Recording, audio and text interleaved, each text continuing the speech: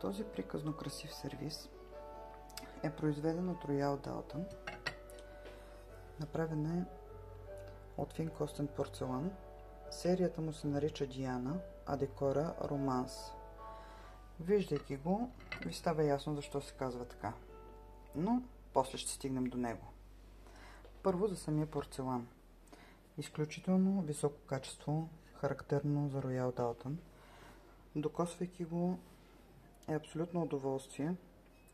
Много нежен, много гладък. Не може да усетите каквато и да е неравност по него.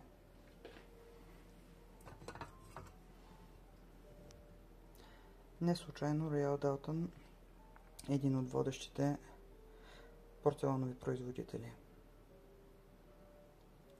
Декора, както виждате, е много цветен, много нежен. Сложен е върху тази много елегантна и успокояваща база в цвят екрю. Не натрапчива, в същото време много добра основа за флоралната декорация върху нея, която, както виждате, е много богата. Интересното при нея са тези много, ето, виждате ли, финни релефи, които й придават допълнителен чар. Под наклон се вижда, че те блещукат, без да са фрапиращи, по-скоро подчертаващи. Кантовете са сребърно-платинени, което е приятно разнообразие от масовите златни. Частите, които включва този комплект, са доста разнообразни и обхващат основното хранене, закуска и кафето или чая. Включва 5 от тези големи чинии.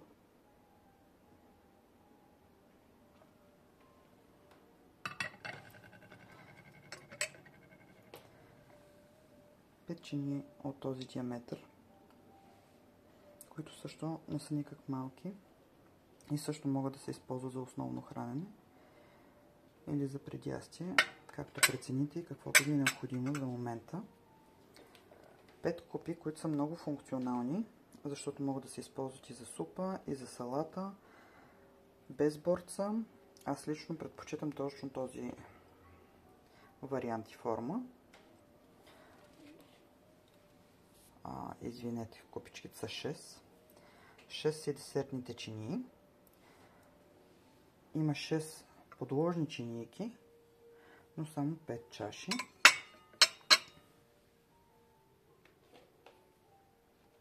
Чашките също са много елегантни, много функционални, с вместимост 200 мл, където може да се пие и кафе, и чай. Има включено голямо овално плато, сосиера с подложна чинийка, която не е фиксирана и може да бъде използвана и тя за плато при необходимост. Захарничка и терин. Един много функционален сервиз за ежедневие или за специални поводи. В същото време в прекрасно състояние и съм сигурна, че бъдещият му собственик ще го използва с удоволствие и гордост.